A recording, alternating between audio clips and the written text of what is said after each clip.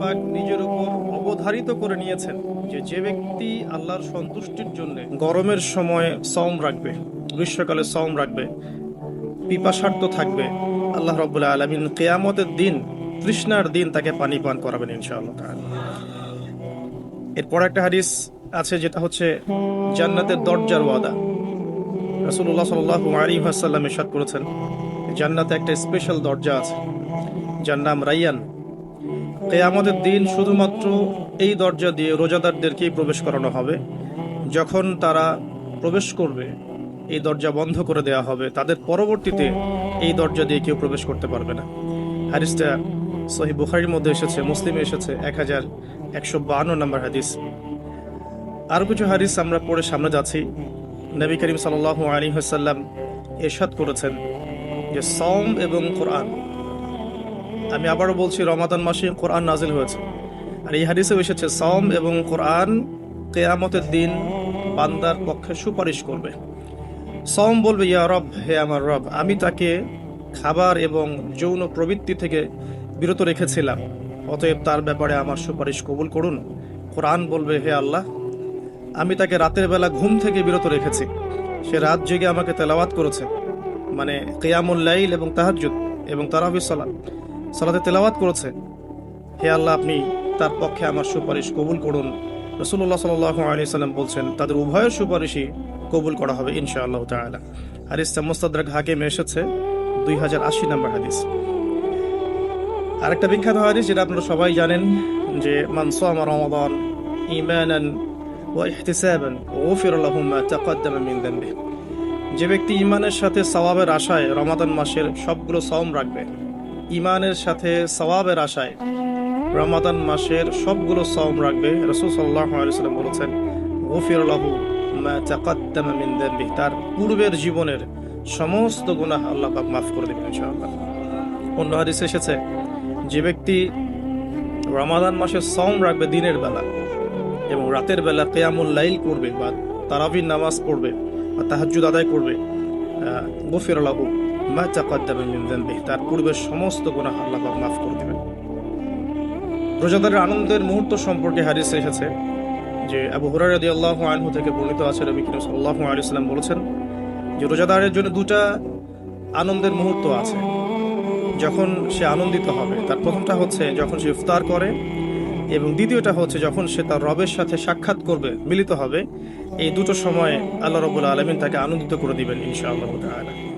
অন্য বর্ণনা এসেছে যে যখন সে আল্লাহর সাথে মিলিত হবে বা আল্লাহর সাথে সাক্ষাৎ করবে কিয়ামতের দিন, আল্লাহ পাক তাকে এত পুরস্কার দিবেন যাতে সে আনন্দিত হয়ে যাবে ইনশাআল্লাহ। হাদিসটা বুখারীতে এসেছে 1904 নম্বর হাদিসে। আরেকটা হাদিস কোট করেছি আমি, সেটা হচ্ছে হযরত আব্দুল্লাহ বিন আমর রাদিয়াল্লাহু আনহু থেকে বর্ণিত আছে, রাসূলুল্লাহ সাল্লাল্লাহু আলাইহি ওয়াসাল্লাম ইরশাদ করেছেন যে ইফতার করার সময় যখন সায়েম ব্যক্তি ইফতার করবে, ইফতার করার সময় সে যেন দোয়া করে, ইফতার করার সময় সে যেন দোয়া করে, কারণ তখনকার দোয়া ফেরত দেয়া হয় না, অর্থাৎ দোয়া কবুল হবে রোজাদারের ইনশাআল্লাহ আযজা ওয়া জাল। আর এই হাদিসটা আমি এবারই প্রথম পেয়েছি, আগে আমি এই টপিক নিয়ে কথা বলার সময় হাদিসটা কোট করিনি কখনো। আমার কাছে মনে হলো যে হাদিসটা শেয়ার করা দরকার। হাদিসটা এসেছে মুসনাদ আহমদের মধ্যে 23,070 নম্বর হাদিস, যে হযরত আব্দুল্লাহ ইবনে আব্বাস রাদিয়াল্লাহু আনহু থেকে বর্ণিত আছে, রাসূলুল্লাহ সাল্লাল্লাহু আলাইহি ওয়াসাল্লাম ইরশাদ করেছেন যে মাসের 3টা সওম, এক মাসের 3টা সওম আমরা যেটা রাখি, মাসিক 3টা সওম আইয়ামে বীজের, এবং বছরের এক মাসের সওম অর্থাৎ রমাদান মাসের সওম, এই দুটো কাজ মানুষের অন্তরের রোগ, মনের যে রোগগুলো আছে, স্পেশালি এখানে লেখা আছে মনের রোগের মধ্যে স্পেশালি হিংসা বিদ্বেষ দূর করে দেয়, যেটা এখনকার জেনারেশনের জন্য খুব বেশি ইম্পর্টেন্ট। কারণ আমরা এই বিষয়টাই দেখি, শয়তান যেন হিংসা বিদ্বেষ মুসলিমদের কাছেই বিক্রি করেছে, ব্যাপারটা এখন এমনটাই দেখা যাচ্ছে। আল্লাহ পাক আমাদেরকে বোঝার তৌফিক দান করুন, আমিন। এবং সবশেষে আবু উমামা রাদিয়াল্লাহু আনহু থেকে বর্ণিত আছে যে তিনি বলছেন যে আমি রাসূল সাল্লাল্লাহু আলাইহি ওয়াসাল্লামকে গিয়ে বললাম যে ইয়া রাসূলুল্লাহ সাল্লাল্লাহু আলাইহি ওয়াসাল্লাম, আমাকে এমন একটা কাজের কথা বলে দিন যেই কাজটা করলে আমি নাজাত পেয়ে যাব বা আমি জান্নাতে চলে যাব ইনশাআল্লাহ, আমি পুরস্কার পাবো ইনশাআল্লাহ, জাহান্নাম থেকে বাঁচবো। নবী করিম সাল্লাল্লাহু আলাইহি ওয়াসাল্লাম বললেন, তুমি সওম রাখো, কেননা এর চেয়ে তুলনীয় কোনো আমল নেই। তিনি বলছেন, আমি আবারও জিজ্ঞাসা করলাম, আর কি করবো ইয়া রাসূলুল্লাহ? তিনি বললেন, তুমি সওম রাখো, এর সমতুল্য কিছু নেই। তিনি বলছেন, আমি আবারও বললাম ইয়া রাসূলুল্লাহ, এরপর আমি কি করব? তিনি বলছেন, তুমি সওম রাখো, এর এর সমতুল্য কোনো আমল নেই। আল্লাহ পাক আমাদেরকে হাদিসগুলো বোঝার তৌফিক দান করুন, আমিন। এই হাদিসগুলো আপনারা আগেও শুনেছেন, তবে আমি ফজিলত থেকে শুরু করলাম এই কারণে যে আমরা এগুলোর সামারি যদি মাথায় নেই, তাহলে বিষয়টা এমন দাঁড়াচ্ছে যে রমাদান মাস কোরআন নাজিলের মাস, যে মাসটা মুসলিমদেরকে তাকওয়া দিবে, শক্তি দিবে, ঈমানের শক্তি, যার ফলশ্রুতিতে মুসলিমরা ইনশাআল্লাহ আল্লাহ পাকের জমিনে আল্লাহ পাকের দিনটা প্রতিষ্ঠা করতে পারবে। নিজের ব্যক্তি জীবনে পারবে, পরিবারে পারবে, আস্তে আস্তে সমাজে আল্লাহ পাক সামর্থ্য দিলে আরো বড় পরিসরে। এর জন্য যে তাকওয়ার দরকার, যে শক্তির দরকার এবং যে কিতাবের দরকার, তিনটা বিষয় রমাদান মাসের সাথে সম্পৃক্ত। এর ফজিলত সম্পর্কে আমরা জানলাম যে আমরা যদি আল্লাহর সন্তুষ্টির জন্য এই পুরো মাস সওম রাখি ঈমানের সাথে, আল্লাহ পাক পূর্বের সমস্ত গুনাহ মাফ করে দিবেন। আমরা জানলাম রোজাদারের মুখের গন্ধ আল্লাহর কাছে মিশক আম্বরের চেয়ে বেশি প্রিয়। আমরা জেনেছি এই মাসে কোরআন নাজিল হয়েছে। আমরা জেনেছি রোজাদারদেরকে রাইয়ান নামক দরজায় প্রবেশ করানো হবে। নবী করিম সাল্লাল্লাহু আলাইহি ওয়াসাল্লাম স্পেশালি নসিহত করছেন, তুমি সওম রাখো, এর চেয়ে সমতুল্য কোনো আমল নেই। এটা আমাদের হিংসা বিদ্বেষও দূর করবে। এরকম অসীম ফজিলতপূর্ণ এই মাসে কিভাবে আমরা এটাকে ইফেক্টিভ রমাদান হিসেবে কাটাতে পারি, এটাই চ্যালেঞ্জ। এবং আমার টপিকটা এটাই। আমি এতক্ষণ যে কথাগুলো বলেছি এগুলো শুধু ভূমিকা। আমি মূল জায়গায় এখন যাচ্ছি যে কিভাবে আপনি এবং আমি রমাদান মাসের এই পুরো সময়টাকে ইফেক্টিভলি কাজে লাগাতে পারবো, যাতে করে এই উদ্দেশ্যগুলো অ্যাচিভ করা যায়। উদ্দেশ্যগুলো মাথায় রাখবো। ওই ব্যক্তি হতভাগা যে ব্যক্তি রমাদান মাসকে পেয়েছে কিন্তু গুনাহ মাফ করাতে পারেনি। এই হাদিসটা মাথায় রাখবো। আর ফজিলতের হাদিসগুলো মাথায় রাখবো।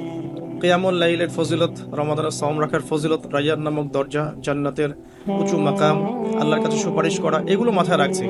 মূল উদ্দেশ্য হচ্ছে ইফেক্টিভলি রমাদানকে কাটানো, যাতে করে তাকওয়া অবলম্বন করা যায়, তাকওয়া অর্জন করা যায়। অনেকেই শুনেছে তাকওয়া, আল্লাহ ভীতি, আল্লাহর নিষেধকৃত বস্তুগুলো থেকে দূরে থাকা, কিন্তু অর্জন করার মাধ্যমগুলো কি, কোন কোন কাজগুলোর মধ্য দিয়ে অর্জন করা যায়, এটা কিন্তু আমরা খুব একটা আলোচনা করি না। আমরা ইফেক্টিভ রমাদানের প্রথম যে কাজটার কথা লিখেছি, আমি নোট করেছি এখানে মোটামুটিভাবে 20টার কথা। আমি স্টার্ট করছি এখান থেকে। ইফেক্টিভ রমাদান শুরু হবে কিন্তু আমাদের আজকে মানে সন্ধ্যার পর থেকে আর কি। আমরা নিশ্চয়ই পশ্চিমা সংস্কৃতির মতো রাত 12টার সময় রাত দিন কাটাই না। আমরা জানি আমাদের রাত এবং দিন শুরু হয় সূর্য ওঠা এবং ডোবার সাথে সম্পৃক্ত। সূর্য ডুবে গেলেই আমরা এখন রমাদানে প্রবেশ করছি। আমরা দোয়া করি আল্লাহর কাছে, আল্লাহ পাক যেন আমাদেরকে সুস্থ শরীরে রমাদানের সমস্ত সওমগুলো রাখার তৌফিক দান করেন এবং রমাদান মাসটাকে ইফেক্টিভলি কাটানোর তৌফিক দান করেন। আমরা আমাদের চেষ্টাগুলো অব্যাহত রাখবো। বাকিটা আল্লাহ রাব্বুল আলামিন কবুল করার মালিক। আল্লাহ পাক চাইলে অল্প আমলেই নাজাত হয়ে যাবে ইনশাআল্লাহ আযজা ওয়া জাল। শুরুটা হবে মূলত তারাবি দিয়ে। আসলে আজকে আমরা তারাবি দিয়ে শুরু করছি। প্রথম যে কাজটা আমরা শুরু করছি রমাদান মাসে, সেটা তারাবি কেন্দ্রিক। তো আমরা সবাই চেষ্টা করব প্রথমত যে তারাবির সালাত জামাতের সাথে পড়ার জন্য, এবং তারাবির সালাতটাকে বর্তমান প্রচলিত 3G 4G সালাতের মতো না করা এবং সালাতের মধ্যে সৌন্দর্য নিয়ে আসা। আমরা যেটা করি রমাদান মাসে, ফেসবুক, ইউটিউবিং বা লেকচারগুলো সবখানে একটা বিষয় কমন উঠে আসে, সেটা হচ্ছে 8 টাকা 20 টাকা, যেটা নিয়ে আমি কোনো কথা কখনোই বলবো না ইনশাআল্লাহ। অ্যাটলিস্ট আমার পক্ষ থেকে এরকম কোনো কথা আপনারা শুনবেন না। আমরা এখানে একটা শব্দ ব্যবহার করতে চাই, সেটা হচ্ছে নামাজের কোয়ালিটি। আপনি 8 টাকা দিয়ে পড়েন আর 20 টাকা দিয়ে পড়েন, আমি বলবো যে নামাজের কোয়ালিটিটা কেমন হয়েছে। কোয়ান্টিটি নিয়ে আমার কোনো মাথা ব্যথা নাই।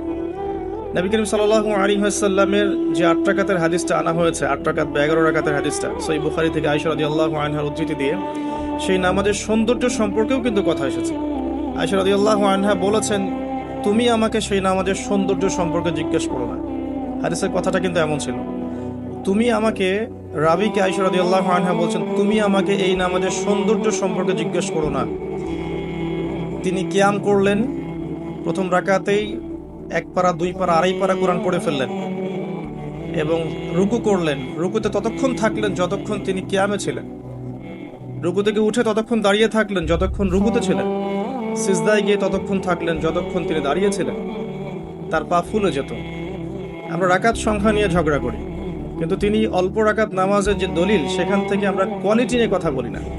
আদৌ কি আমরা এভাবে 8 রাকাত নামাজ পড়ছি যেভাবে রাসূলুল্লাহ সাল্লাল্লাহু আলাইহি ওয়াসাল্লাম পড়েছেন? তো রাকাত সংখ্যাটা বড় কথা নয়, বড় কথাটা হচ্ছে যে আমাদের নামাজের কোয়ালিটিটা কতটুকু হচ্ছে, নামাজের ধীর স্থিরতা কতটুকু হচ্ছে, কতটুকু কোরআন তেলাওয়াত করছে, রুকু সিজদা কত লম্বা করছে। আমি জানি এখানে আমরা তার মতো করে করতে পারবো না, এটা আমি জানি, কিন্তু কিছু পরিবর্তন আমরা আনতে পারি। প্র্যাকটিক্যাল সে কথাগুলো বলবো ইনশাআল্লাহ। যেমন নর্মালি আমরা নামাজ দাঁড়িয়ে হয়তো সূরা ফাতিহা পড়ি, সূরা ফাতিহা পড়ার পরে আমরা একটা সূরা মিলিয়ে পড়ি। আমরা রমাদান মাসের সওমে একটা সূরার জায়গায় আরো কয়েকটা সূরা মিলিয়ে পড়তে পারি। আপনার কিয়ামটা কিন্তু লম্বা হবে। হয়তো আপনি হাফেজ নন, কিন্তু আপনি চাইলে কিন্তু কয়েকটা ছোট ছোট সূরা একসাথে পড়তে পারেন, যাতে করে আপনার টাইমটা কিন্তু লম্বা হচ্ছে, আপনার কিয়ামটা লম্বা হচ্ছে। এবার আপনি রুকু করছেন, রুকুতে গিয়ে আমরা সাধারণত একটা তাসবিহ পড়ে ফেলি, সুবহান রাব্বিয়াল আযীম, সবাই এটাই পড়ি, ম্যাক্সিমাম মানুষ 3 বার পড়ে আমার জানা মতে। রমজান মাসে আপনি এটাকে সৌন্দর্যমণ্ডিত করতে পারেন, আপনি চাইলে আরো একটা তাসবিহ অ্যাড করতে পারেন, সুবহানাকা আল্লাহুম্মা রাব্বানা ওয়া বিহামদিকা আল্লাহুম্মা গফিরলি, এটা একটা তাসবিহ আছে। অথবা সুবহুন কুদ্দুসুন রব্বুল মালাইকাতি ওয়ার রূহ, এটা অ্যাড করতে পারেন। আপনি কিন্তু আরো এক্সট্রা দুটো তাসবিহ অ্যাড করলেন, আপনার রুকুটা লম্বা হলো, নামাজটার মধ্যে সৌন্দর্য বাড়লো। আমরা উঠে দাঁড়িয়ে অনেক সময় সামি আল্লাহু লিমান হামিদা বলেই আমরা চলে যাই সিজদায়। আমরা কিন্তু ওখানে রব্বানা ওয়া লাকাল হামদের পরেও হামদান কাসীরান তাইয়িবান মুবারাকান ফীহি বলতে পারি, সময়টা বাড়লো, রুকুটার সৌন্দর্য বাড়লো। সিজদায় গিয়ে আমরা যা করি সুবহান রাব্বিয়াল আ'লা 3 বার বলি, উঠে চলে আসি। অনেকে হয়তো 3 বারের জায়গায় 5 বার, 7 বার, 10 বার অনেকে এভাবে বলি। কিন্তু আমরা এই রমজান মাস থেকে নিয়াত করতে পারি, চেষ্টা করতে পারি যে সিজদায় গিয়ে আমরা একাধিক তাসবিহ পড়লাম এবং কমপক্ষে একটা দুইটা দোয়া হলেও সিজদায় করলাম। আল্লাহুম্মা আতিনা ফিদ দুনিয়া হাসানা ওয়া ফিল আখিরাতি হাসানা ওয়া কিনা আযাবান নার। এই দোয়াটা জানে না এমন কোনো মানুষ কিন্তু নাই। আর নবী সাল্লাল্লাহু আলাইহি ওয়াসাল্লাম বলেছেন, সিজদায় মানুষ আল্লাহর এত কাছে থাকে যত কাছে সে কখনোই থাকতে পারবে না। তো আমরা সিজদায় দোয়া করলে সিজদার সময়টা বাড়লো, নামাজের সৌন্দর্য বাড়লো। আমরা নবী সাল্লাল্লাহু আলাইহি ওয়াসাল্লামের মতো পা ফলানো নামাজ না পড়তে পারলেও অ্যাটলিস্ট নামাজের টাইমটা বাড়াতে পারলাম, সৌন্দর্য বাড়লো। এটাই হচ্ছে কিন্তু মূল বিষয় তারাবির সালাতে। কত লম্বা সময় ধরে আমি আল্লাহর সাথে কথোপকথন করতে পারি। আমরা তাশাহুদ দরুদের পরে দোয়া মাসুরা পড়ে অনেকে সালাম ফিরিয়ে ফেলি, এখানে কিন্তু আরো দোয়া করার সুযোগ আছে। স্পেশাল আল্লাহুম্মা ইন্নী আউযু বিকা মিন আযাবিল কবরি ওয়া আযাবি জাহান্নাম ওয়া মিন ফিতনাতিল মাহইয়া ওয়াল মামাত ওয়া মিন শাররি ফিতনাতিল মাসিহিদ দাজ্জাল। এই দোয়া কিন্তু করার কথা জোরভাবে হাদিসে এসেছে, তোমরা 4টা বিষয় থেকে আশ্রয় চাও। এছাড়াও কিন্তু আপনি সালাম ফেরানোর আগে যে কোনো দোয়াই করতে পারছেন কোরআন এবং সুন্নাহ থেকে। নামাজটা লম্বা হলো, নামাজে আপনি আল্লাহর সাথে বেশি কথা বলতে পারলেন, নামাজের মধ্যে প্রশান্তি পাওয়া গেল। এভাবে নামাজ পড়ার পরে দেখবেন 2 রাকাত নামাজ পড়লে আপনার মনের মধ্যে শান্তি চলে আসছে। অথচ 3G 4G স্পিডে আপনি 10 রাকাত 20 রাকাত নামাজ পড়লে কিন্তু মনের মধ্যে শান্তি পাচ্ছেন না। মূল বিষয়টা কিন্তু এই জায়গায়। তো প্রথমে স্টার্টটা হবে আমাদের তারাবি থেকে আজকে। আর তারাবির সালাত যে ইমাম পড়াবেন, আমি অবশ্যই রিকোয়েস্ট করব তিনি যেন খতমই পড়ান। কারণ রমজান মাসে যদি কোরআন খতম না দিই তাহলে আমরা কোন মাসে কোরআন খতম দেব? এবং খতম দিতে হবে বলেই যে খুব জোরে তেলাওয়াত করতে হবে 5G স্পিডে, যাতে কেরাত কি করা হচ্ছে ইমাম সাহেবও বুঝতে পারছেন না, মুক্তাদিও বুঝছেন না। এখানে নামাজে কোরআনের হকটা ঠিক মতো আদায় হয় না। একটু ধীর স্থিরভাবে পড়া যেতে পারে। আমরা হয়তো প্রত্যেকটা আয়াতের শেষে ওয়াকফ করতে পারছি না, যেটা নবী সাল্লাল্লাহু আলাইহি ওয়াসাল্লামের সুন্নাহ ছিল। নবী করিম সাল্লাল্লাহু আলাইহি ওয়াসাল্লাম কিন্তু প্রত্যেকটা আয়াতের শেষে ওয়াকফ করতেন, থামতেন, থেমে থেমে তিনি তেলাওয়াত করতেন। হয়তো আমরা সেটা করতে পারি না, কিন্তু আমরা চেষ্টা করতে পারি তেলাওয়াতটার টেম্পোটা যেন কমে যায়, যাতে করে 2 রাকাত নামাজ পড়তে মিনিমাম 5 থেকে 8 মিনিট সময় লাগে। এই নামাজটা পড়লে আমরা মোটামুটি ভাবে কিছুটা হলেও হক আদায় করতে পারবো ইনশাআল্লাহ। আমি কিছু প্র্যাকটিক্যাল কথা বলছি, কারণ প্র্যাকটিক্যালি দেখে দেখে আমার কাছে এগুলো মনে হয়েছে, এই টিপসগুলো হয়তো বা এগুলো কাজে দিবে ইনশাআল্লাহ। এছাড়াও আমরা জামায়াতের সাথে নামাজ পড়ার পর আমরা যেটা করতে পারি সেটা হলো শেষ রাত্রে আমরা আবারও ওঠার অভ্যাস করতে পারি। আমরা যদি আর্লি ঘুমিয়ে যাই, এবং রমাদান মাসে আমাদের একটা অভ্যাস করতে হবে, আমরা যখন আর্লি ঘুমাই, আর্লি যদি ঘুমিয়ে যাই আমরা শেষ রাতে ইনশাআল্লাহ সাহারি করার মিনিমাম 1 ঘন্টা 1.5 ঘন্টা আগে যদি উঠতে পারি, শেষ রাতে গিয়ে আমরা আবারও কিন্তু 2-4 রাকাত 8-10 রাকাত নামাজ পড়তে পারবো ইনশাআল্লাহ, এবং পরিবারের সদস্যদেরকে ওঠাতে পারবো। আর এই সময়টা সেই সময় যে সময় আল্লাহ রাব্বুল আলামিন প্রথম আসমানে নেমে আসেন এবং বান্দার জন্য আহ্বান করতে থাকেন, কে আছো আমার কাছে কিছু চাইবে আমি তোমাকে তা দেবো, কে আছো আমাকে ডাকবে আমি তোমার ডাকে সাড়া দেবো, কে আছো আমার কাছে ইস্তেগফার করবে আমি তোমার গুনাহগুলোকে মাফ করে দিব। তো শেষ রাত্রে দোয়া কবুল হয়। দোয়া কবুলের এই সময়টাতে আমরা যেন ঘুমিয়ে না কাটাই, মিনিমাম 1 ঘন্টা আগে আমরা ওঠার চেষ্টা করব শেষ রাত্রে। তাহলে ওই সময়টা আমরা ইনশাআল্লাহ তাআলা ইবাদতে কাটাতে পারবো। আল্লাহ পাক তৌফিক দান করুন, আমিন। তো আমরা রমাদানের স্টার্টটা করব আজকের তারাবি থেকে, এবং আজকের রাতের আপনার লাস্ট শেষ রাত্রে কিছু নামাজের মধ্য দিয়ে, যেটাকে অনেকে তাহাজ্জুদ বলে থাকেন। আর এরপরে আমরা যে বিষয়গুলোর দিকে ফোকাস করব সেটা হচ্ছে সাহরি এবং ইফতার। যেহেতু আমরা শুরু করছি তারাবি দিয়ে, তারপর ঘুমাচ্ছি, ঘুম থেকে উঠে আবার তাহাজ্জুদে উঠছি, তাহাজ্জুদের নামাজ পড়ার পর আমরা কিন্তু সাহরি পড়ব। সাহরি আর ইফতার দুটাকে আমি একসাথে লিখেছি এই কারণে, এই দুটার মূল মেসেজ একটাই। রমজান মাসে আমাদেরকে নিয়াত করতে হবে এবং চেষ্টা করতে হবে সাহরি এবং ইফতারে যেন খুব বেশি না খাই। প্রথম কথা হচ্ছে এটা, সাহরি এবং ইফতারে এত বেশি খাওয়া যাবে না যেটা আপনার সওমের আধ্যাত্মিকত্ব নষ্ট করে ফেলবে। সওমের যে রুহানিয়াত বা আধ্যাত্মিকত্ব আছে এটা বেশি খেলে নষ্ট হয়ে যাবে, বেশি ঘুমালে নষ্ট হয়ে যাবে, বেশি কথা বললে নষ্ট হয়ে যাবে, আড্ডা আড্ডা পিটালে, গল্প গল্প করলে, অনলাইনে সময় অপচয় করলে বা অন্যান্য মুভিজগুলো দেখলে আপনার রমাদানের নূর কিন্তু নষ্ট হয়ে যাবে। বেশি খাওয়ার অভ্যাসটা ত্যাগ করতে হবে রমাদান মাস থেকেই। আমরা কিছু কিছু বিধান দেখেছি যেটা কোরআন এবং হাদিসে আছে, বাস্তবিক খুব একটা আমল আসলে নাই। তার মধ্যে অন্যতম একটা হচ্ছে খাওয়ার সুন্নত। খাওয়ার সুন্নত আমাদের সবার মধ্যে খুব একটা নাই, থাকলে আমাদের ফিটনেসগুলো এমন হতো না আসলে। খেয়াল করে দেখবেন, এই আটতলা উঠতে কিন্তু অনেকে হাঁপায় গেছে। তো এই ফিটনেসগুলো কিন্তু আমাদের ক্ষতি করছে, আমরা বুঝতে পারছি না। আমি রমাদান মাসে রিকোয়েস্ট করবো বেশি খাবেন না, পেটের 3/1 খাবেন, এবং কোনোভাবেই কোনো ম্যানুফ্যাকচার্ড খাবার খাবেন না। কোনো ম্যানুফ্যাকচার্ড ফুড আপনার শরীরের ভিতরে ঢুকতে দিবেন না। ম্যানুফ্যাকচার বলতে বোঝাচ্ছি মানুষ যেগুলোকে প্রডিউস করে মার্কেটিং করছে, যেগুলোর মধ্যে সাইড ইফেক্ট আছে এবং যেগুলোর মধ্যে মানে পুষ্টি উপাদান কম। বাসায় হোমমেড ফুড খাবেন। অনেক সময় দেখা যায় সাহরি এবং ইফতারে আমরা এত বেশি ভোজন রসিক হয়ে পড়ি যে আমরা তারাবির নামাজ ঠিক মতো পড়তে পারি না, অসুস্থ হয়ে যাই, পেট খারাপ হয়ে যায়। এই জন্য বাসার নর্মাল কমন খাবারগুলো খাবেন এবং এই সিজনে বেশি বেশি মানে জুসি জিনিসগুলো খাওয়ার চেষ্টা করতে হবে স্পেশালি, তাহলে আমরা ফিজিক্যালি ফিট থাকবো ইনশাআল্লাহ। আর শরীর সুস্থ রাখতে হবে এই কারণে যাতে করে আমরা আল্লাহর ইবাদত বেশি বেশি করতে পারি। তো আল্লাহ পাক আমাদের সবাইকে খাবার নিয়ন্ত্রণ করার তৌফিক দান করুন। আর যে ব্যক্তি খাবারকে নিয়ন্ত্রণ করতে পারে না সে কিন্তু প্রবৃত্তিকে নিয়ন্ত্রণ করতে পারবে না। একজনের সামনে অনেকগুলো খাবার এনে দেন, তার খাওয়ার স্টাইলটা দেখে আপনি গেস করতে পারবেন তার ভিতরে প্রবৃত্তি নিয়ন্ত্রণের ক্ষমতা কতটুকু। তার খাবারের স্টাইলটা দেখবেন কিভাবে সে খাচ্ছে, সে কি গোগ্রাসে খাচ্ছে নাকি রিল্যাক্সে খাচ্ছে, খাবার দেখে কি তার মধ্যে মানে লোলুপতা প্রকাশ পাচ্ছে, তাহলে বুঝবেন সে ব্যক্তি প্রবৃত্তিকে নিয়ন্ত্রণ করতে পারবে না। এই বিষয়টা খেয়াল রাখবেন। আমরা খাবার যত বেশি প্রডিউস করব তত বেশি আমাদের মা বোনদেরকে রান্নাঘরে থাকতে হবে, এতে করে তাদেরও রোজার যে মাহাত্ম্য এবং রোজার যে রুহানিয়াত তারাও হারাবে, সময়ের অপচয় হবে, তাদের প্রতি ওয়ান কাইন্ড অফ জুলুম করা হবে। যদি 2-3টা আইটেমে আমার খাবার হয়ে যায়, 10টা আইটেম করার কোনো প্রয়োজন নাই। সো ম্যানুফ্যাকচার্ড খাবার আমরা বাদ দিব, ম্যানুফ্যাকচার্ড ড্রিঙ্কস বাদ দিব এবং হোমমেড খাবারগুলো থেকে অভ্যস্ত হবে ইনশাআল্লাহ। আল্লাহ পাক তৌফিক দান করুন, আমিন। এবং রমাদান মাসে আমরা যেগুলো করার নিয়াত করছি এগুলোকে সারা বছর কিন্তু ধরে রাখতে হবে আর কি। আল্লাহ রাব্বুল আলামিন আমাদেরকে তৌফিক এনায়েত করুন, আমিন। তো তারাবি, তাহাজ্জুদ এবং খাবারের পরে ইফতারের কথাটা একটু অ্যাড করে দিই যে ইফতারে এত বেশি খাবেন না যাতে করে তারাবির নামাজটা আপনি পড়তে না পারেন। ইফতারে নবী সাল্লাল্লাহু আলাইহি ওয়াসাল্লাম যে খাবারগুলো খেতেন সেই সুন্নাহ সম্মত খাবারগুলো খাওয়ার চেষ্টা করবেন ইনশাআল্লাহ। আল্লাহ পাক তৌফিক দান করুন। এরপরে আমি যে কয়েকটা পয়েন্টস লিখেছি তার মধ্যে একটা হচ্ছে যে রমাদান মাসে সওম রাখা অবস্থায় প্রথম কাজ আমাদের 5 ওয়াক্ত সালাত জামাতে পড়া।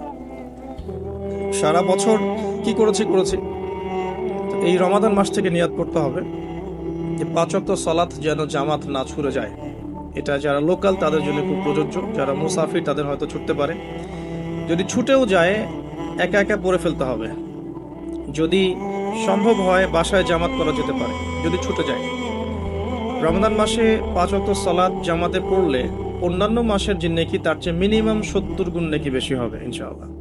আর জামাত একটা ঐক্য দেয়, একটা পরিচিতি হয়, হৃদ্যতা ভালোবাসা বাড়ায়। একটা মুসলিম কমিউনিটির মধ্যে জামায়াতের গুরুত্ব অনেক বেশি, জামায়াতের সাথে নামাজ এই বিষয়টার গুরুত্ব অনেক বেশি। আমরা রমজান মাসে অ্যাটলিস্ট এই মাসে অভ্যস্ত হই যাতে করে আমাদের রমাদানের 5 ওয়াক্ত সালাত জামাতটা ছুটে না যায়। আল্লাহ পাক তৌফিক দান করুন, আমিন। স্পেশালি ফজরের সালাত এবং এশার সালাত এই দুটো জামাত যেন কোনোভাবেই না ছুটে যায়। আল্লাহ পাক আমাদেরকে তৌফিক এনায়েত করুন। ফরজগুলো আদায়ের পাশাপাশি এরপরে আমি নোট করেছি রমাদান মাসে ডেইলি 12 রাকাত সুন্নাহ আদায় করার চেষ্টা করা উচিত। আমরা অনেক সময় দেখা যায় ফরজ নামাজগুলো পড়ি, সুন্নত নামাজগুলো তো অনেক সময় গাফিলতি হয়ে যায়। মিস হয়ে যায়। রমাদান মাসে ফরজকে যতটা গুরুত্ব দিচ্ছি, সুন্নাহকেও ততটা গুরুত্ব দেওয়া উচিত। কারণ এই মাসে একটা নফল আপনাকে সুন্নার নেকি দিয়ে দিবে, একটা সুন্নাহ আপনাকে ফরজের নেকি দিয়ে দিবে ইনশাআল্লাহ। তো 12 রাকাত সুন্নাহ এই কারণে বলেছি, কারণ এটা সহজ সাধ্য এবং সবাই করতে পারবে ইনশাআল্লাহ। ফজরের আগের 2 রাকাত সুন্নাহ, জোহরের পূর্বে 4, পরে 2, এশার পরে 2 আর মাগরিবের পরে 2, এই যে মোট 12 রাকাত সুন্নাহ। নবী সাল্লাল্লাহু আলাইহি ওয়াসাল্লাম বলেছেন, যে ব্যক্তি এই 12 রাকাত সুন্নাহ আদায় করবে প্রতিদিন, তার জন্য জান্নাতে একটা করে ঘর নির্মাণ করা হবে ইনশাআল্লাহ তাআলা। তো রমাদান মাসে আমরা এই সুযোগটা নষ্ট করব না। আল্লাহ পাক আমাদেরকে তৌফিক এনায়েত করুন, আমিন।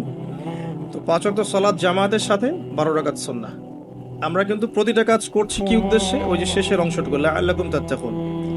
এই যে তারাবি, আমার এই তাহাজ্জুদ, আমার এই কম খাওয়া, আমার এই কম কথা বলা, কম মেলামেশা করা মানুষের সাথে, আমার হালাল স্ত্রীকে ছেড়ে দেয়া, খাবার পানি ছেড়ে দেয়া, 5 ওয়াক্ত নামাজ জামাতে পড়া, ডেইলি 12 রাকাত সুন্নাহ আদায় করা, এগুলোর উদ্দেশ্য কি? আমার উদ্দেশ্যটা কিন্তু ওইটা, লাআল্লাকুম তাত্তাকুন, যাতে করে আমি শক্তি অর্জন করতে পারি, যেই শক্তি দিয়ে আমি ইসলামের বিজয় অর্জন করতে পারবো।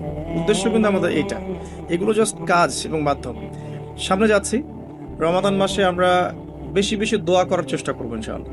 কারণ সওম রেখে বেশি বেশি দোয়া করতে উৎসাহিত করা হয়েছে, কারণ 3 ব্যক্তির দোয়া ফেরত দেওয়া হয় না। একজন মুসাফির, যে ব্যক্তি সফরের মধ্যে আছে, আল্লাহর কাছে দোয়া করলেই দোয়া কবুল হবে ইনশাআল্লাহ। একজন ব্যক্তি যে পিতা বা মাতা হয়েছে, তার সন্তানের জন্য দোয়া করলে দোয়া কবুল হবে ইনশাআল্লাহ।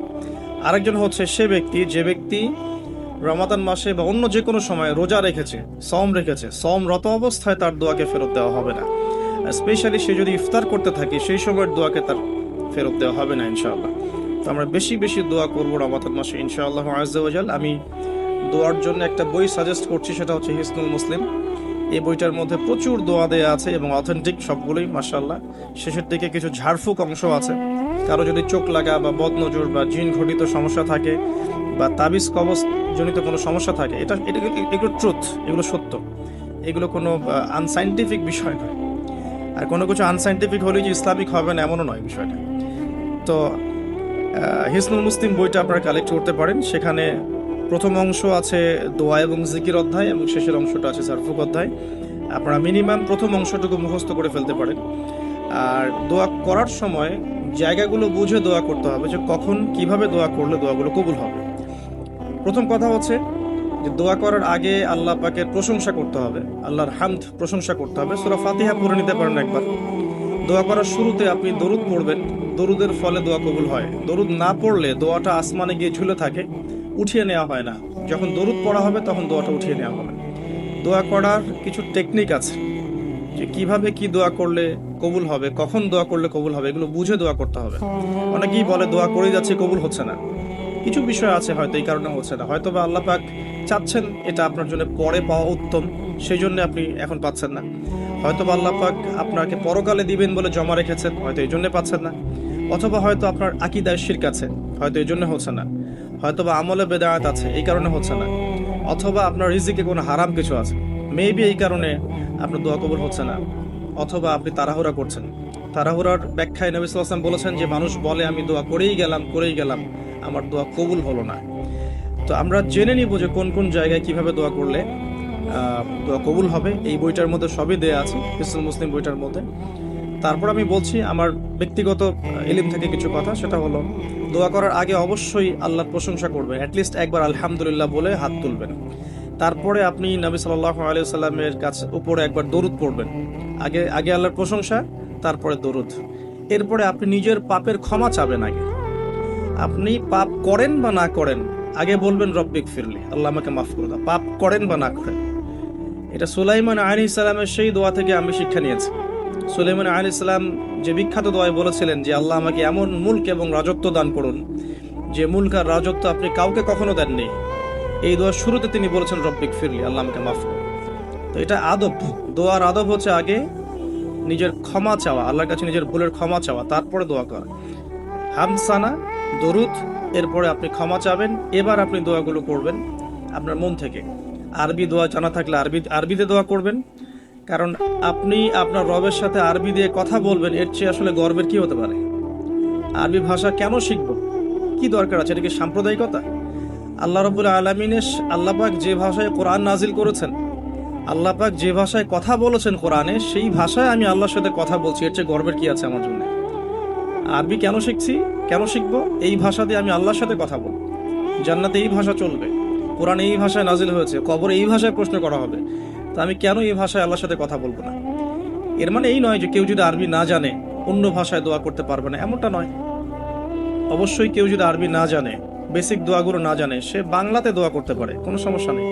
ইংরেজিতে দোয়া করতে পারে, উর্দু দিয়ে দোয়া করতে পারে। ভাষাগত পার্থক্য আল্লাহর কাছে নেই, তবে আরবির মর্যাদা আছে। আর এটা আমার কাছে গর্বের বিষয় মনে হয় যে আমি আরবি দিয়ে আমার রবের সাথে কথা বলতে পারছি। আমি আরবি দিয়ে কথা বলছি, এবং আরবি দিয়ে দোয়ার ক্ষেত্রে আপনি এত এত ভালো করে মনের ভাব প্রকাশ করতে পারবেন অল্প শব্দে, যেটা হয়তো অন্য কোনো জায়গায় সম্ভব হয়। এরপরেও আমি বলবো যে মাতৃভাষায় মানুষের মনের ভাব প্রকাশের ক্ষেত্রে সহজতা আছে।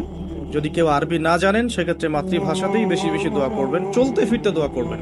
নির্দিষ্ট সময়েই দোয়া করতে হবে এমন নয়। রোজা রেখে সারাটা দিন যখনই আপনার মন চাচ্ছে, মনের মধ্যে একটা কিছু চাহিদা আসছে, আপনি দোয়া করে ফেলবেন। নবী সাল্লাল্লাহু আলাইহি ওয়াসাল্লাম বলেছেন, যদি তোমাদের কারো জুতার ফিতাও ছিঁড়ে যায়, সে যেন সেই ফিতাটাও আল্লাহর কাছে চেয়ে নেয়।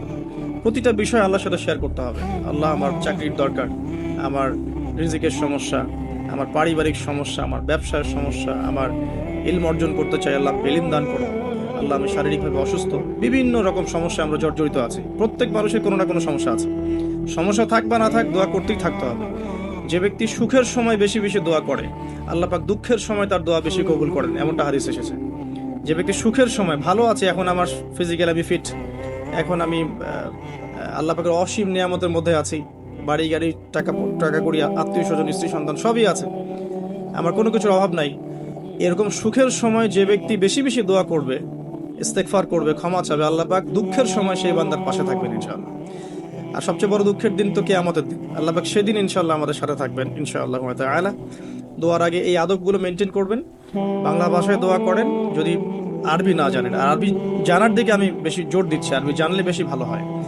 হিসনুল মুসলিম বইটা সাজেস্ট করলাম, এবং দোয়া করার কিছু টাইম আমি বলছি যে এই সময়গুলো আপনি বেশি বেশি দোয়া করতে পারেন। রোজা রেখে সারাদিন দোয়া করতে পারেন যে কোনো সময়, স্পেশালি নামাজের সেজদায়। একটা সেজদাও যেন বাদ না যায় যেখানে আপনি কোনো দোয়া করেন নাই। অ্যাটলিস্ট আপনি কিন্তু সেজদায় তাসবিহ পড়েই বলতে পারেন, আল্লাহুম্মা আতিনা ফিদ দুনিয়া হাসানা ওয়া ফিল আখিরাতি হাসানা ওয়া কিনা আযাবান নার। আল্লাহুম্মা আইন্নি আলা যিকরিকা ওয়া শুকরিকা ওয়া হুসনি ইবাদাতিক। যে কোনো দোয়া। আল্লাহুম্মা আনতাস সালাম ওয়া মিনকাস সালাম ফাহাইয়িনা রাব্বিনা বিস সালাম। আল্লাহুম্মা ইন্নী আসআলুকা আল হুদা ওয়াত তুকা ওয়াল আফাফা ওয়াল গিনা। কত দোয়া আছে। রব্বি হাবলি মিনাস সালিহিন। আল্লাহুম্মা রব্বানা আতিনা ফিদ দুনিয়া হাসানা ওয়া ফিল আখিরাতি হাসানা ওয়া কিনা আযাবান নার। রব্বিরহামহুমা কামা রাব্বায়ানি সগীরা। রব্বানা আতিনা মিন লাদুনকা রাহমা ওয়া হাইয়্ লানা মিন আমরিনা রাশাদা। প্রচুর দোয়া আছে, দোয়ার উপরে সেশন করা যাবে। আপনি সেজদায় বেশি বেশি দোয়া করেন, মিনিমাম 1টা 2টা 3টা করে দোয়া করার চেষ্টা করেন। যদি আরবি না জানেন, আপনি নফল নামাজে, সুন্নত নামাজে বাংলাতেও দোয়া করলে ইনশাআল্লাহ কবুল হবে। আল্লাহ পাক সমস্ত ভাষায় বোঝেন ইনশাআল্লাহ তাআলা।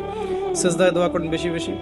আমি সাজেস্ট করবো যে রমজান মাসে আপনি 2 আজানের মাঝখানে দোয়া করবেন। আজান হয়েছে, আজানের সময় দোয়া করলে দোয়া কবুল হয়ে যায়। আজান এবং একামতের মাঝখানে দোয়া করলে দোয়া কবুল হয়ে যায়। রমাদান মাসে লাইলাতুল কদর আছে, শেষ দশকের বেজর রাতগুলোর মধ্যে আমরা একে পাবো। যদি কেউ লাইলাতুল কদর পেয়ে যায়, সেই রাত্রে যে দোয়া করবে সে দোয়াগুলো কবুল হবে ইনশাআল্লাহ তাআলা। কাউকে ইফতার করানোর পর দোয়া করলে দোয়া কবুল হতে পারে ইনশাআল্লাহ। দান সাদাকা করার পর দোয়া করলে দোয়া কবুল হতে পারে ইনশাআল্লাহ। হয়তো বৃষ্টি হচ্ছে, আপনি বৃষ্টি দেখে দোয়া করলেন, দোয়া কবুল হবে ইনশাআল্লাহ।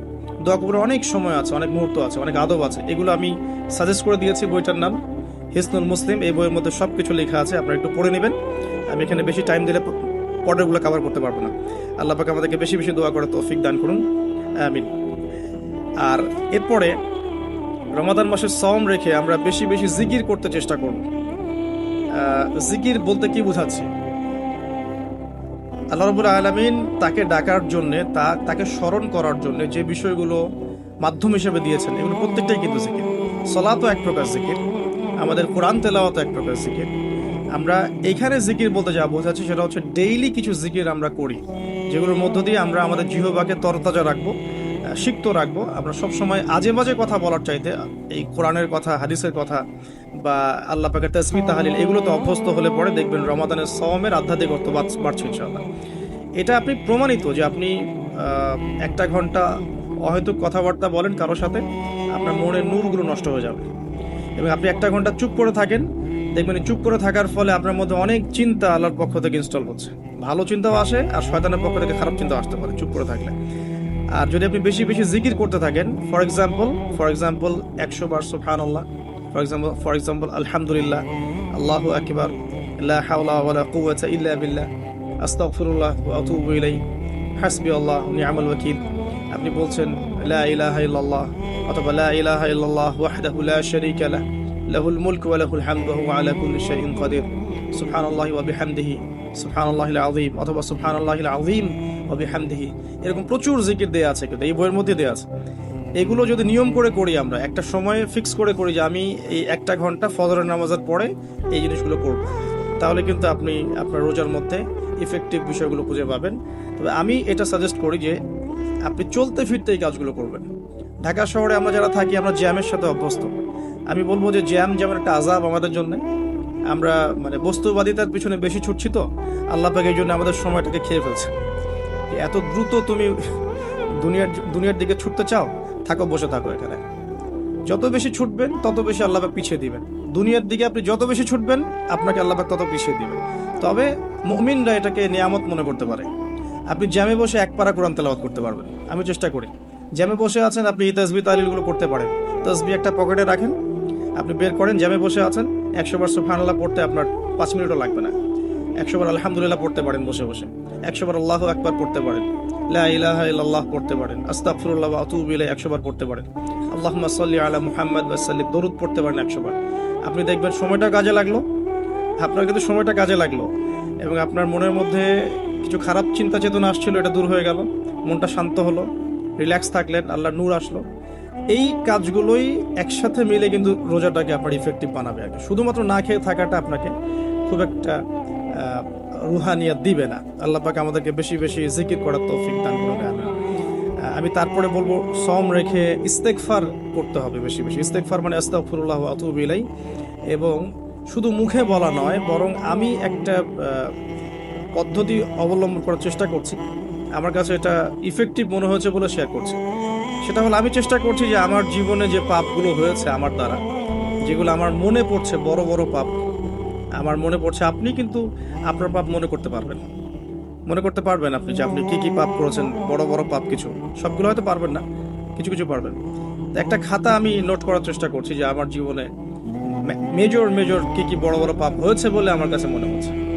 তো এরকম পাপ আপনি একটা লিস্ট করতে পারেন, এবং যখন একটা পাপের কথা মনে হবে, এই পাপ সংক্রান্ত বিষয়গুলো কিন্তু মাথায় চলে আসবে, ওখানে আমার কি ভুল ছিল আসলে, এবং সেই ভুলটা যেন আমার পরিবারবর্গ না করে, এবং সেই ভুলটা যেন আমার বাচ্চারা না করে।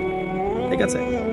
তো আমরা মিউজিক শুনেছি, লিখেছি যে হ্যাঁ মিউজিক শুনেছি, হয়তো বসে বসে খেলা দেখেছি, এগুলো কাজ করেছে। রাস্তাঘাটে চলতে ফিরতে আমাদের নজর এদিক ওদিকে চলে যায়, গিয়েছে। এমন কেউ নাই এখন এই বিশ্বে বসবাস করে যারা কখনো অনলাইনে ঢুকে একটা মেয়ের নগ্ন ছবি চোখে পড়েনি। এমনটা হয়েছে। আমরা কিন্তু নোট আউট করতেই পারি আমাদের পাপগুলো কি কি হয়েছে।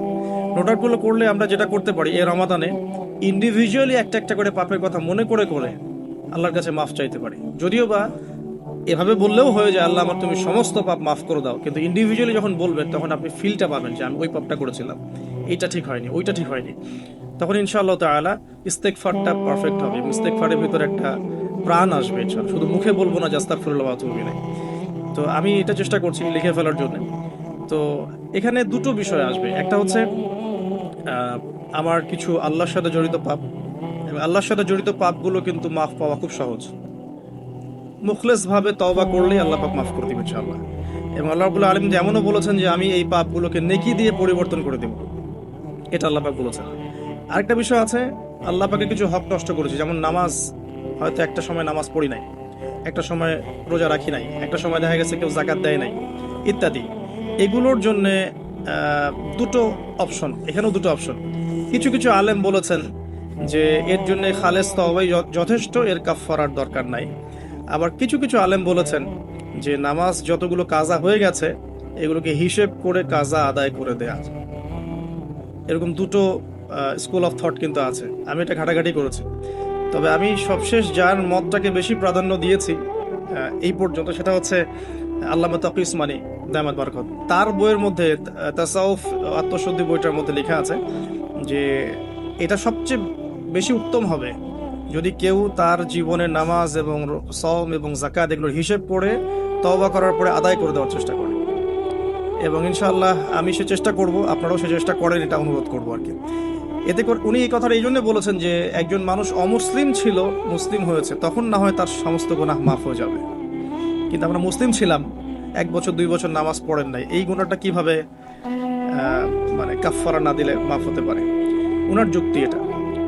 তো যদিও অনেক আলেম বলেছেন যে তওবা করলে মাফ হয়ে যাবে, আল্লাহ পাক মাফ করে দিবেন, বেশি বেশি নফল নামাজ পড়লে ঘাটতি পূরণ হয়ে যাবে, কিন্তু ফরজের ঘাটতিগুলো ফরজ দিয়ে আদায় করাটা উত্তম হবে বলে আমার মত। আল্লাহ পাক আমাদেরকে সাধ্যমতো করার তৌফিক দান করুন। আরেকটা অপশন আছে, রমজান মাসে উমরা করতে পারেন। রমজান মাসে যদি উমরা করতে পারেন বা সুযোগ হয়, আল্লাহ যদি তৌফিক দান করেন, সেখানে একটা সুবিধা আছে, যেমন মক্কায় 1 ওয়াক্ত নামাজ পড়লে আপনি অনেক ওয়াক্তের নেকি পাচ্ছেন, এবং মদিনাতেও 1 ওয়াক্ত নামাজ পড়লে আপনি 1000 ওয়াক্তের নেকি পাচ্ছেন। তো এখানে কিন্তু ওই কাফফারাটা আদায় হয়ে যাবে ইনশাআল্লাহ। এটা একটা সুযোগ। উমরা করতে যেতে পারেন, আর যদি যান আমাকেও সাথে নিয়ে যান, আল্লাহ পাক তৌফিক দান করুন। ঠিক আছে। আর আরেকটা বিষয় আছে, পাপের লিস্ট করতে গিয়ে আমি যেটা দেখেছি সেটা হচ্ছে যে কিছু পাপ থাকবে যেগুলো মানুষের সাথে সম্পৃক্ত, এগুলো সবচেয়ে ডেঞ্জারাস। কিছু পাপ আছে আমাদের জীবনে যেটা মানুষের সাথে সম্পৃক্ত, যেমন আমি বা আপনি কারো গীবত করেছি, বা আমি বা আপনি কারো সম্মানহানি করেছি, বা আমি বা আপনি কাউকে অপবাদ দিয়েছি, বা কারো টাকা পয়সা লুটতরাজ করে খেয়ে ফেলেছি, বা কারো সম্পত্তি আত্মসাৎ করেছি, বা কারো প্রতি জুলুম করেছি। এক কথায় হাক্কুল ইবাদ, কোনো মানুষের হক নষ্ট করেছি। এই জায়গাটাতেই সমস্যা এবং ডেঞ্জারটা সবচেয়ে বেশি। এটাই সবচেয়ে বড় ভয়ের কারণ পরকালে জাহান্নামে যাওয়ার, আমার কাছে মনে হয়। কারণ যতগুলো পাপ আল্লাহর সাথে সম্পৃক্ত, আল্লাহ পাক এক কথাতেই মাফ করতে পারেন, কোনো সমস্যা নাই ইনশাআল্লাহ। কিন্তু মানুষের হকটা কিভাবে আদায় হবে? যতক্ষণ পর্যন্ত না তার হক তাকে ফিরিয়ে দিচ্ছি, যদি কারো অর্থ সম্পদ নষ্ট করে থাকি, তাকে ফিরিয়ে দেয়া অথবা তার পরিবারকে ফিরিয়ে দেয়া বা তার পক্ষ থেকে দান সদকা করা, এছাড়া কোনো অপশন দেখা যায় না। কাউকে গালি দিয়েছি, তার কাছ থেকে ক্ষমা নিয়ে নেওয়া অথবা তার জন্য দোয়া করা, এছাড়া কোনো অপশন দেখা যায় না। তো আমি একটা দোয়া আপনাকে শিখাই দিচ্ছি ইনশাআল্লাহ। আশা করা যায় এই দোয়ার বরকতে আল্লাহ পাক আপনাকে সুযোগ তৈরি করে দিবেন যাতে করে আপনি তার হক তাকে ফিরাই দিতে পারেন ইনশাআল্লাহ তাআলা। সেটা হলো আল্লাহুম্মা কফিনি বিহালালিকা আন হারামিক ওয়া আগনিনি বিফদলিকা আম্মান সিওয়াক। এই দোয়াটা যে বেশি বেশি করবে ইনশাআল্লাহ তাআলা, আলী রাদিয়াল্লাহু আনহু বলেছেন যে তার যদি পাহাড়ের সমান ঋণ থাকে, আল্লাহ পাক সেটাও পরিশোধ করার ব্যবস্থা করবেন ইনশাআল্লাহ। তো এটা ডেঞ্জারাস এই কারণে, যদি এগুলো আমরা দুনিয়াতে মিটিয়ে না যেতে পারি, তাহলে পরকালে এই ব্যক্তিরা আমাদের সামনে দাঁড়িয়ে থাকবে। সে আমাকে মিথ্যা অপবাদ দিয়েছে, সে আমার গীবত করেছে, সে আমার টাকা পয়সা নিয়ে দেয়নি, সে আমাকে গালি দিয়েছে, সে আমার উপর জুলুম করেছে। এরকম প্রচুর মানুষ কিন্তু কিয়ামতের মাঠে দাঁড়িয়ে থাকবে, এবং অনেক মানুষ কিয়ামতের মাঠে পাহাড়ের সমান নেকি নিয়ে উঠবে। ওঠার পরেও তাদের নেকি থেকে এই মানুষগুলোর হক আদায় করে দেওয়া হবে।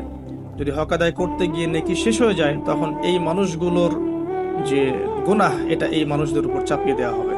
এটা ডেঞ্জারাস।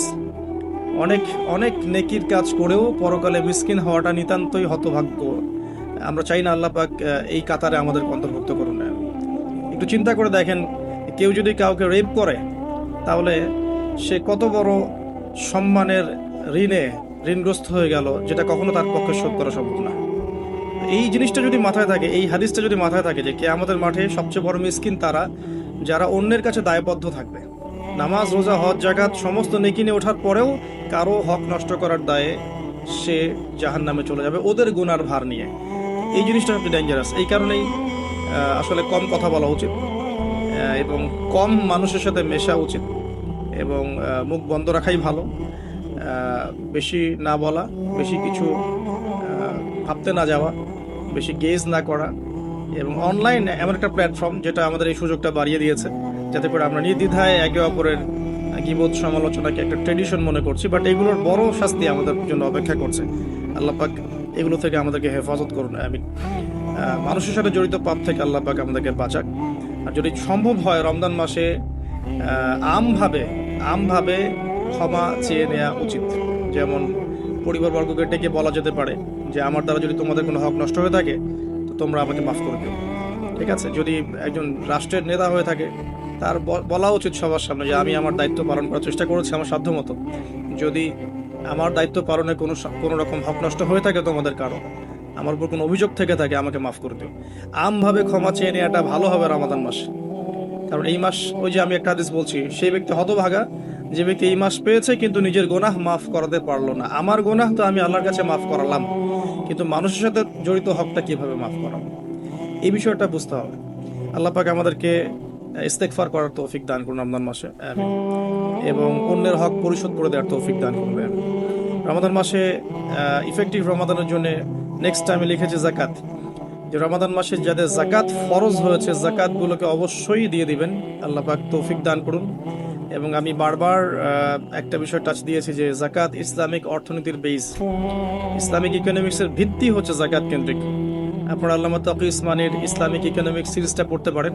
এখানে জাকাত সংক্রান্ত আলাদা কিতাবে আলাদা অধ্যায় রচনা করা আছে, কিভাবে জাকাত ইসলামিক মার্কেটের মধ্যে, অর্থনীতির মধ্যে টাকাকে সার্কুলেট করতে থাকে এবং কিভাবে ইসলামিক অর্থ ব্যবস্থা জাকাত কেন্দ্রিক সমাজের সাম্য নিয়ে আসে, এটা তিনি চমৎকারভাবে ব্যাখ্যা করেছেন। আমি এখানে বেশি সময় দিতে পারছি না আজকে।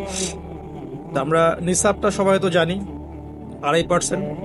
যাদের আগের জাকাত দেওয়া হয়নি সেগুলো হিসাব করতে পারেন। এক বছর যদি ঘুরে যায় আপনার 2.5% জাকাত আসবে। যদি শস্য থাকে আপনার ওসর আসবে, শস্য ফসলের জমিতে ওসর আসবে। এছাড়াও একটা দান আসবে স্পেশাল, সেটা হচ্ছে সাদাকাতুল ফিতর, যেটা আপনারা ঈদের আগের রাতে দিয়ে থাকেন বা ঈদের পরেও অনেকে দিয়ে থাকেন।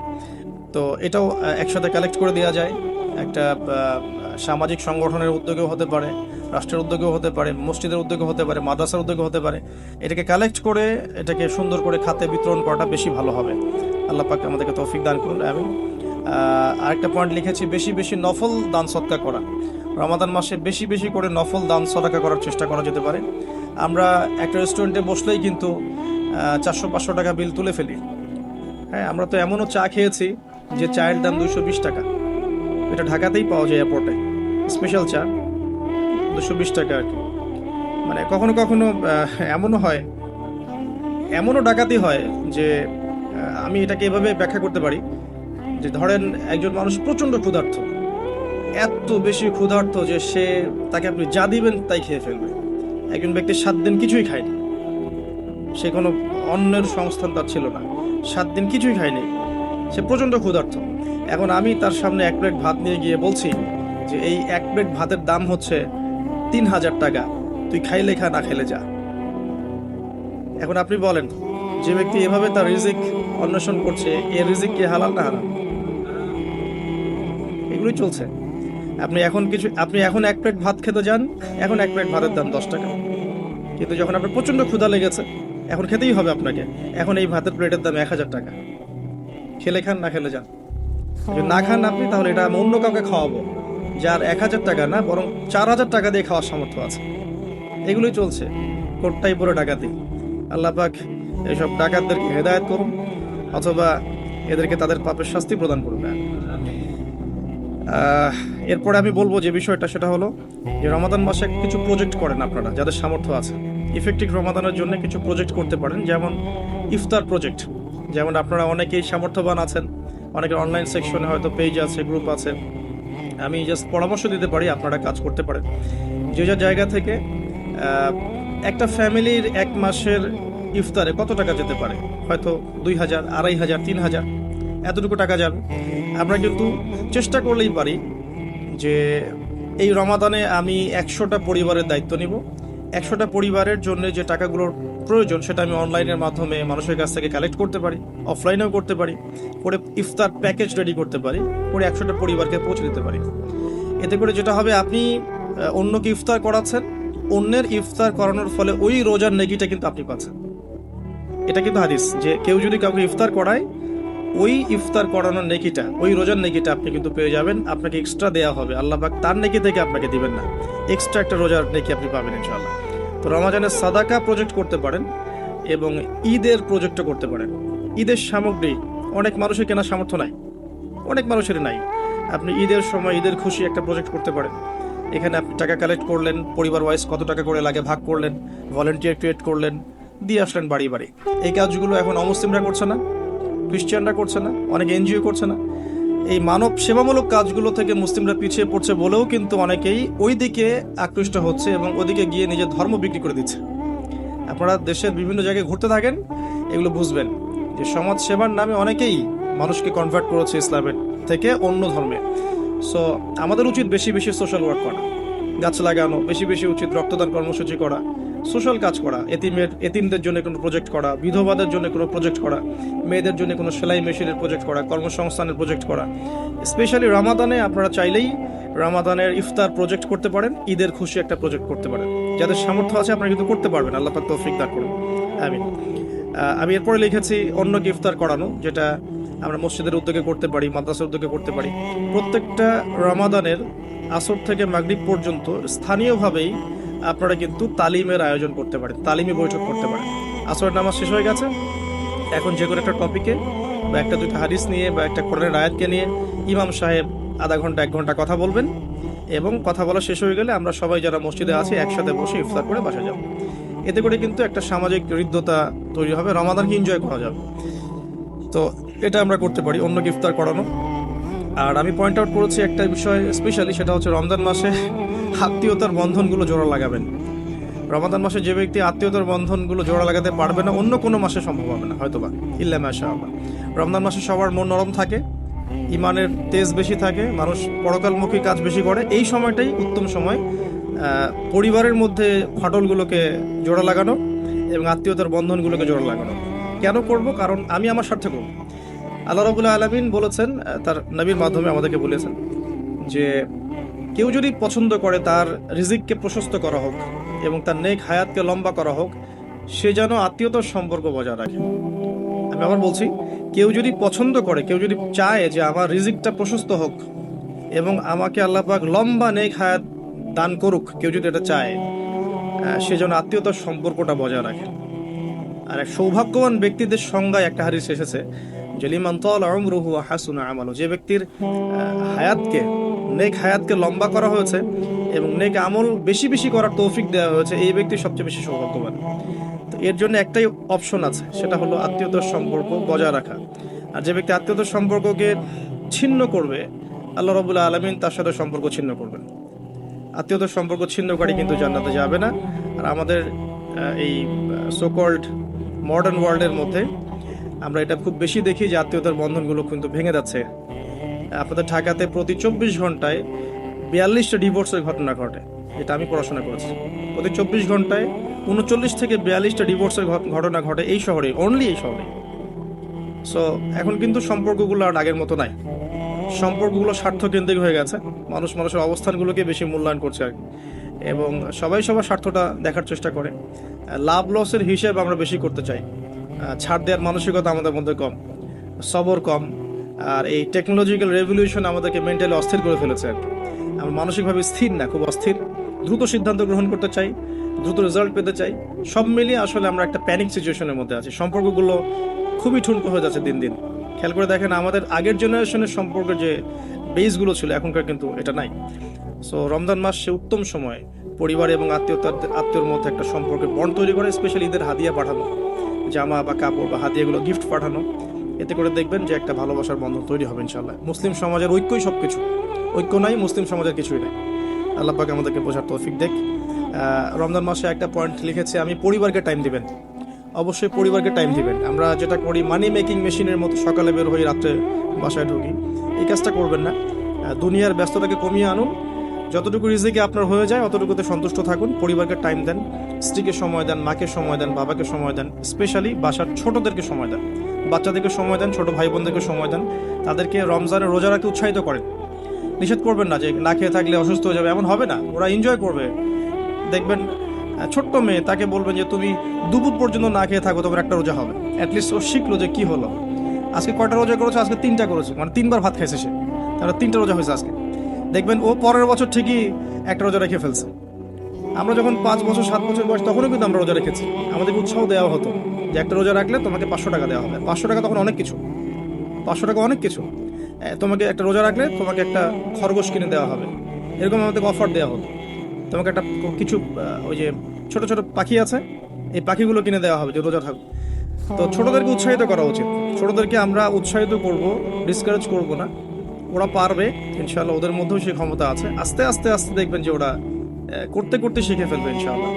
ছোটদেরকে রমজান মাসে আপনি হাতে করে হাত ধরে নিয়ে যাবেন মসজিদে, জামাতে নামাজ পড়ানোর জন্য নিয়ে যাবেন, 2-1 হলো তারাবিতে নিয়ে যাবেন, ওরা খেলুক সেখানে, ওরা ওখানে গিয়ে দুষ্টামি করে, কোনো সমস্যা নাই। আমরা খুব ধমক দিই ওদেরকে, তাড়িয়ে দিই। এই কাজটা টোটালি একটা বাজে কাজ। এবং অন্য অন্য মুসলিম কান্ট্রির মসজিদগুলোতে গিয়ে দেখবেন তারা কিন্তু উৎসাহিত করে। ইভেন হারাম শরীফে গিয়ে দেখবেন এই মাতাফের পাশে যখন যে বিশাল যে ফ্লোর আছে, এখানে বাচ্চা কাচ্চারা অনেক জোরে জোরে দৌড়ায়, চকলেট খায়, বেলুন নিয়ে খেলে, ওখানে কত কি করে। আমরা নিজেরাও খেলেছি ওদের সাথে। তো পরিবেশটাই দেখে মনে হয় মাশাআল্লাহ ইসলামিক একটা রুহানিয়াত পরিবেশ, ইসলামিক সংস্কৃতির পরিবেশ। সো আমরা মনে হয় বাচ্চাদের প্রতি বেশি জুলুম করে ফেলি আর কি।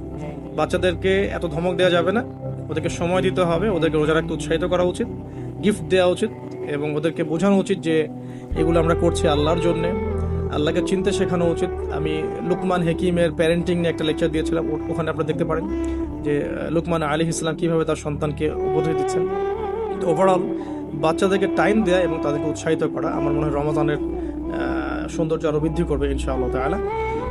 একটা পয়েন্ট আছে, সেটা হলো দুনিয়ার ব্যস্ততা আপনাকে কমিয়ে আনতে হবে রমজান মাসে, এবং টেকনিক্যাল কিছু কাজ করা উচিত, যেমন বাজারঘাট এগুলো আগে করে ফেলতে পারেন যাতে করে আপনাকে কম বাজারে যেতে হয়। যদি আপনার কাছে সামর্থ্য থাকে ঈদের শপিং করে ফেলা, যাতে করে লাইলাতুল কদর আপনার মিস না হয়। লাইলাতুল কদর মিস হওয়ার সবচেয়ে বড় রিজন কি আমাদের দেশে? লাস্টের দশকে মার্কেটে থাকা, এটা সবচেয়ে বড় রিজন। অনেকে মার্কেটে ঢুকলে একবার বেরোতে চায় না, সাথে ওয়াইফকে নিয়ে গেলে আরও মুশকিল আছে, আপনি বেরোতে চাইলেও সে বেরোতে দিবে না, এটা হয়নি, ওটা ম্যাচিং হয়নি, ওইটা ম্যাচিং করতে হবে, এটা করতে হবে, অবস্থা খারাপ। আর কখনোই আপনি আপনার স্যালারিকে নিয়ে মেয়েদের হাতে তুলে দিয়েন না যে যাও তোমার মার্কেটে গিয়ে শপিং করে আসো, এই কাজটা করতে যায় না। নিজেও নিজের সওম আর আধ্যাত্মিকত্ব নষ্ট করবে, আরও 10 জনের রোজার নষ্টের ভাগিদার হয়ে যাবে। এই জায়গায় আরেকটা কথা আমি অ্যাড করব যে আমাদের পরিবার বর্গের মহিলারা যেন রমজান মাসে বেপর্দায় না থাকে। রমজান মাসে বেপর্দায় না থাকে মানে এই মাসে অভ্যস্ত হয় যাতে সারা বছর কিভাবে আমি পর্দায় থাকতে পারি, রমাদান মাসে খাস পর্দায় চলে আসা উচিত। তাদের বোরখাগুলোর পর্দাও ঠিক করা উচিত। আমি তো আসলে এই বিষয়ে বেশ কথা বলেছি। তাদের কথা, তাদের হাঁটা চলা, তাদের চোখের চাহনি, তাদের অঙ্গভঙ্গি, প্রতিটা বিষয়ের মধ্যেই পর্দা আছে। আসলে শুধুমাত্র কাপড়ের পর্দা বোঝানো হচ্ছে না এখানে। তাদের কথা, তাদের মেন্টালি, ওদের আচরণ, হাঁটা চলা, ওঠা বসা, চাহনি সবকিছুই পর্দার অন্তর্ভুক্ত। এই বিষয়টা আমাদের মা বোনদেরকে বুঝতে হবে যে পর্দা শুধুমাত্র পোশাকের নাম নয়, এটা একটা মানসিকতার নাম, যে আমি নিজের লজ্জাশীলতার প্রকাশ ঘটাবো, এটাই হচ্ছে পর্দা।